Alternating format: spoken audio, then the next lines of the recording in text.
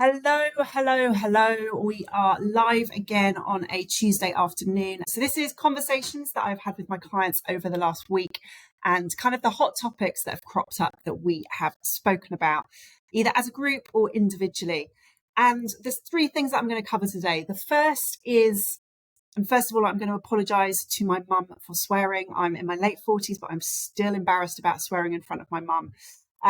And that is the first thing we're going to cover is the fuck it mentality. And I'll get onto what that is in a moment. Then we are going to talk about the pitfalls of not tracking accurately if you are using a nutrition tracker.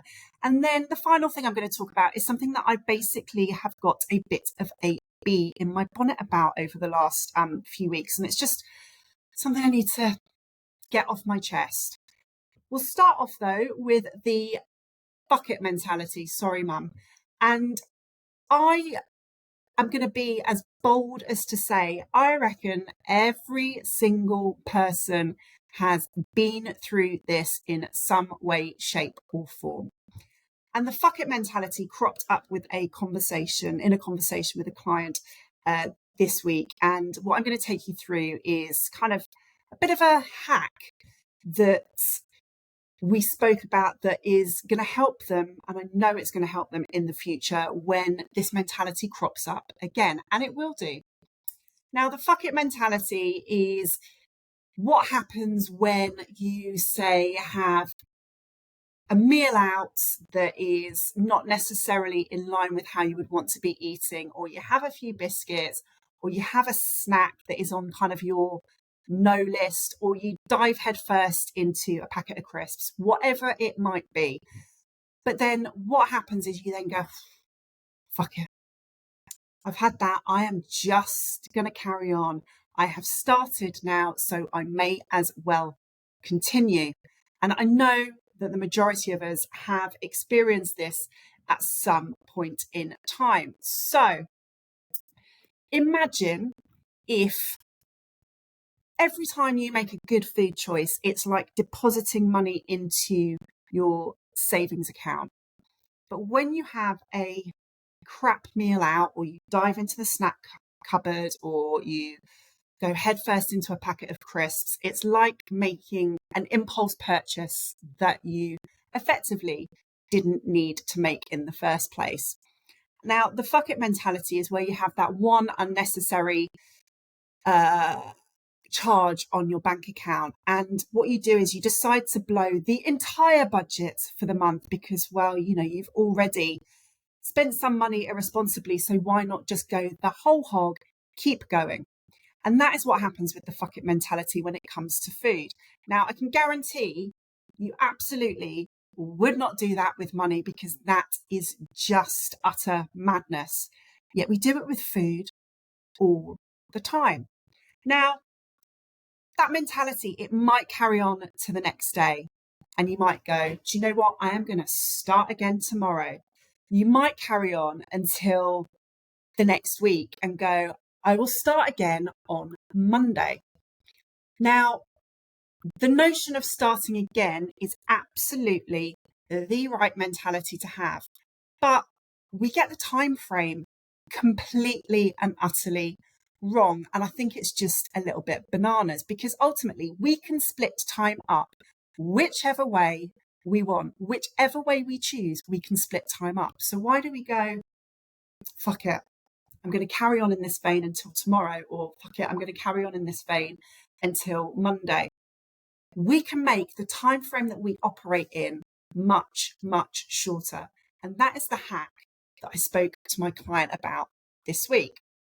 So rather than that time frame stretching to a day or to the next week, how about we think about breaking the day into quarters? You can break it down into an even smaller increment than that.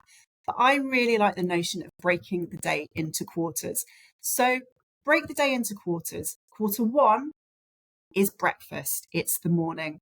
Quarter two is lunchtime. Quarter three is the afternoon. And quarter four is dinner in the evening. Now, if you go off track at breakfast, say, Say you decide to go, do you know what? I'm going to have a full English today. I'm going to have a full English. I am having the works. Now, if you have a fuck it mentality, you might go, sod it. I am just going to keep going for the rest of the day now in the vein that I've started. But if you break the day into quarters, you can go, do you know, I'm going to get back on track in quarter two. I'm going to get back on track at lunchtime. And I'm just going to park the way that I've behaved first thing this morning. I'm going to park it here. I'm going to move forward from it. And I am going to start again at lunchtime. I'm going to start again at quarter two. So that starting again mentality is absolutely the right mentality to have. If you break the day into quarters, you can effectively hit the delete button, start again, and go, right, I am back on track.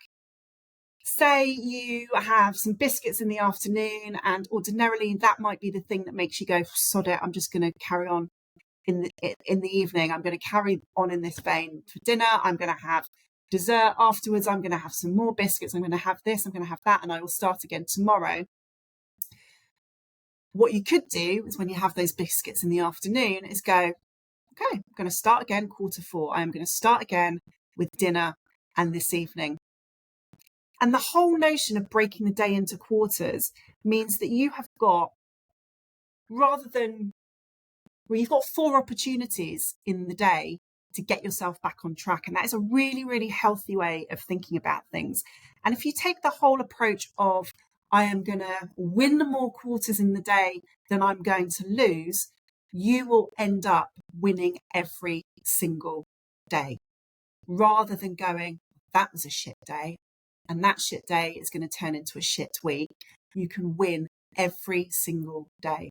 So starting again is absolutely the right mentality, but change the time frame that you're going to start again in.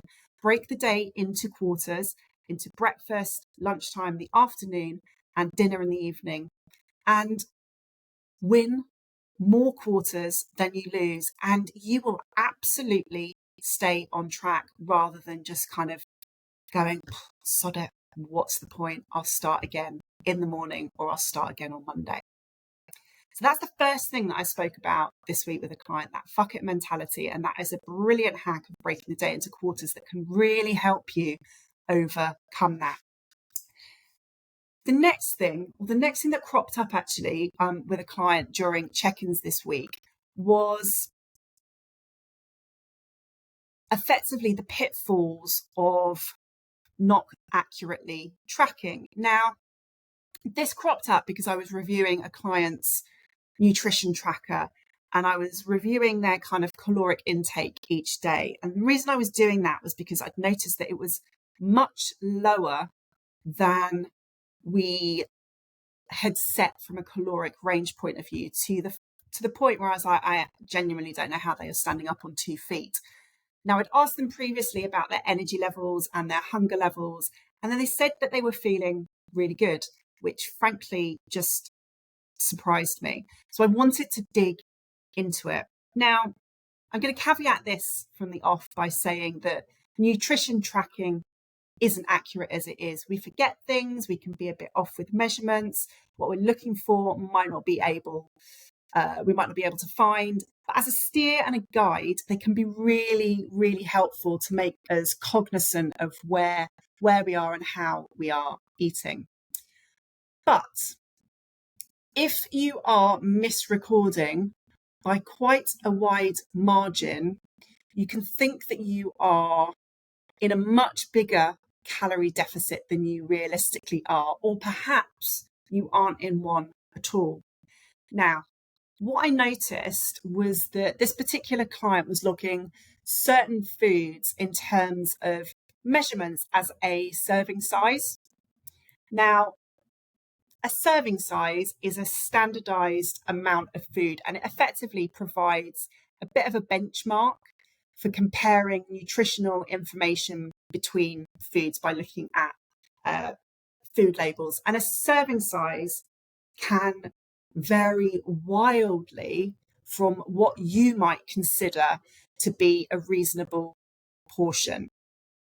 Now, there's common misconceptions about serving sizes, thinking that a whole package is a single serving, when more often than not, it isn't the case.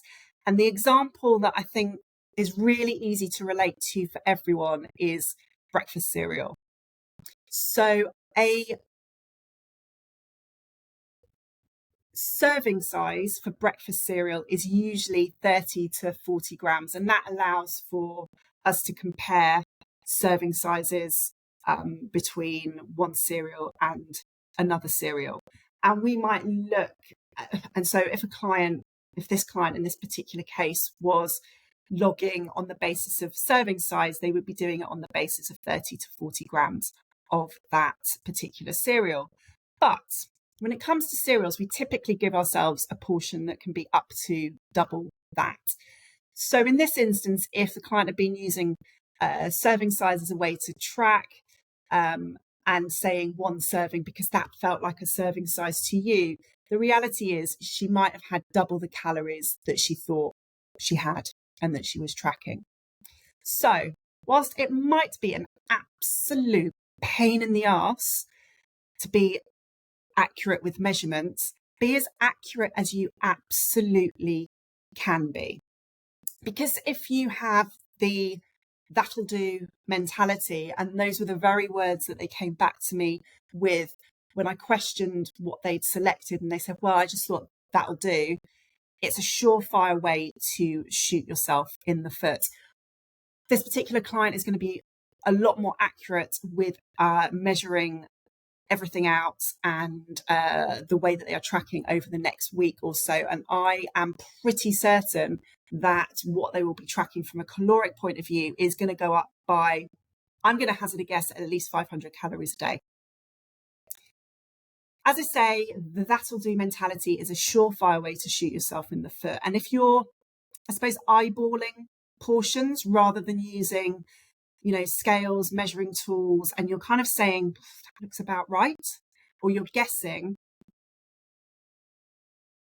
you're going to come unstuck pretty quickly, because guessing or saying that looks about right, that is going to be influenced by our own personal judgment. That is going to be influenced by how hungry we are. That is going to be influenced by the size of dish that we're using. And that's going to be influenced as well by our pre-existing habits. So by saying that looks about right or guessing and then logging it potentially as a serving size, you're probably going to be hugely over your caloric range. In fact, we generally, as a rule of thumb, we underestimate how much we are having of anything. We are pretty rubbish at estimating grams. We are pretty rubbish at estimating cups. We are pretty rubbish at estimating anything from a food measurement and volume point of view.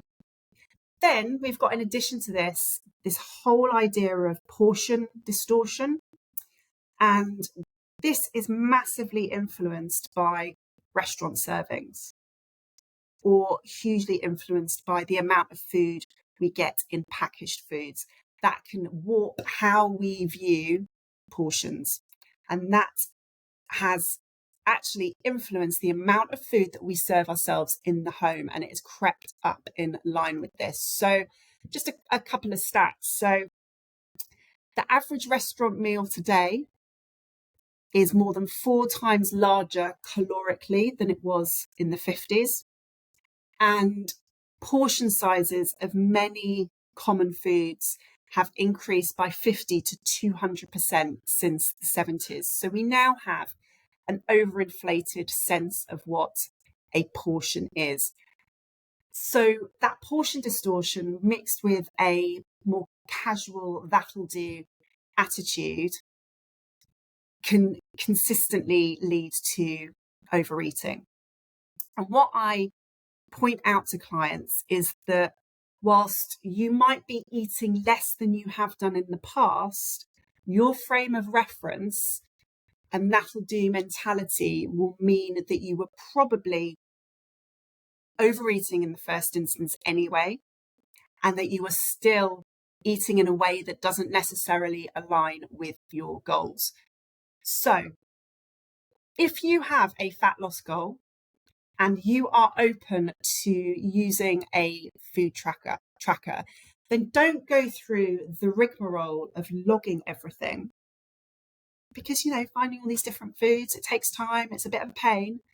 Don't go through the rigmarole of finding something and then logging the measurement inaccurately, because frankly, that is an utterly pointless exercise and will more than likely lead you into a false sense of security, thinking, happy days, I am on track calorically. I am within my range, when in actuality, you are probably above your caloric range. If you're still in a deficit, that's fine. But more often than not, you are probably sitting at maintenance or a bit above maintenance, which ultimately means that you are not going to be losing fat. That then becomes incredibly demotivating because you think you are doing a fantastic job and you're not seeing the results from it, which then makes you go, sod it, what's the point? So if you are going to go through the rigmarole and the effort of logging everything, log it accurately. Log it accurately. Otherwise, you are on to a hiding for nothing. Use measuring cups, use your scales, use portion control containers of some sort. And do this in the knowledge that you won't need to be doing this forever, but it's going to help you get real about what you are eating.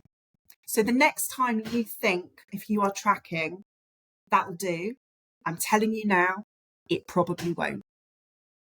Next time you think that'll do, take a step back and go, do you know what? If I'm going to do this, I'm going to do this properly. Otherwise, there is very little point in me doing it at all. The final thing I wanted to touch on was something that over the last few weeks has got me a little bit miffed, annoyed, frustrated, be in my bonnet. I see quite a lot of content in my Instagram and Facebook feeds from other PTs and other coaches. And there's one thing that I'm seeing more of that is really kind of starting to wind me up, for want of a better phrase. And that is the whole notion of reaching your goals, usually fat loss in some way, shape or form for a large number of people, without giving up, insert something here. So it might be without giving up the booze, without giving up your weekends, without giving up cake, without giving up the things you love, whatever it might be. And I'm very much in agreement with that, in the sense that you should be able to keep hold of the things that you really enjoy in some capacity. But the phrase without giving up suggests that you can still do things the way that you have been doing them and reach your goals. And that just isn't the case. Now, I know what other PTs and coaches mean by this, but they aren't explicit about it. And what they mean, but they do not say, is that you're not going to have to entirely give up your weekends, but you are going to have to make some pretty radical changes to it. Or you're not going to have to, entirely forego cake, but you probably aren't going to be able to eat it at the rate that you have been. And that might sound really, really harsh, but I think it's incredibly disingenuous to not be upfront and explicit about that. You're not going to be able to spend your weekends the way that you have if you want to get the results that you want, because it's probably the weekends that have got you where you are in large part. And I'm not going to dress that up, and I'm not going to sugarcoat it for people. But you can take the bits of your weekend that are important to you and adjust them so that they are in line with your goals. And that will require changes. Now, the reason that I think a lot of PTs and coaches, for the large part, don't say or do say you can get where you want to get to without giving up your weekends is because in this country, we live for our weekends. We live for our treats. We live for enjoyment and socializing with friends and family at the weekend. We live for having a few beers. We live for all of that, and people do not want that taken away from them, and I totally get that. And making changes to the weekend when that is something that you really don't want to do feels really hard. And from a marketing point of view, many coaches and PTs don't want to tell it like it is and don't want to be upfront and say, you know what, it is going to be hard. You are going to have to give things up. You are going to have to put in effort. You are going to have to work for this. You are going to have to make changes. And probably your weekend is where the changes that will make the biggest difference are going to be. People don't want to say that and be upfront about it because it might turn you off. I'd be lying if I said you didn't have to give up your weekends in some way, shape or form. I'd be lying if I said you didn't have to work hard. I'd be lying if I said you didn't have to put in effort. I'd be lying if I said that sometimes it would be a slog. A lot of the time it would be a slog. I'm not going to lie and say it's going to be easy peasy because it isn't. And I say this having lost a good 25 kilos 6 or so years ago. I didn't go on a diet. I overhauled my lifestyle. I made fucking big changes because I had to make big changes. I had to work really hard. I had to put in the effort. My weekends had to shift. Now, I'm incredibly internally motivated, but it was really, really hard. And for there to be a whole swathe of marketing in the fitness industry at the moment that talks about being able to achieve what you want to achieve without giving up X, Y, or Z, and thereby insinuating that it's not going to be hard work, I think is, I'm going to say scandalous. I think it's scandalous and I think it's wrong, and it really, really, really pisses me off. So to sugarcoat things from a marketing point of view would be doing people a massive, massive disservice. I'm glad I've got that off my chest because it's been really winding me up a treat for the last, I don't know how many weeks. And it's just been, for all intents and purposes, really pissing me off. It is hard work. It's not easy. And if you think that things will happen through osmosis and you're looking for a quick fix and a hack, that's not going to happen. You are going to have to knuckle down. You are going to have to work hard to get to where you want to get to. But you know what? The mere fact that you have to work hard to get there is hugely, hugely rewarding. So 3 things we have covered today that I have waffled on about, one of which is this whole notion of the fuck it mentality and what you can do to overcome the fuck it mentality based on this the whole idea of starting again, but just changing the time frame within which you start again. That can make a world of difference.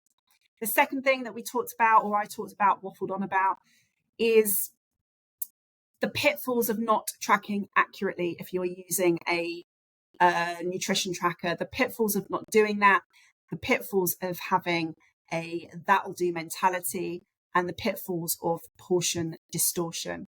And then the final thing I talked about is just massive bee in my bonnet about people overpromising how much work you need to put in to get to where you want to get to, and the things that you might actually genuinely need to change and give up. Not being honest about that, I think, is doing people a massive, massive disservice. Anyway, I'm done for today. I have no idea if this went actually live. It probably didn't because I'm shit with technology, but we shall see. Thank you for joining me.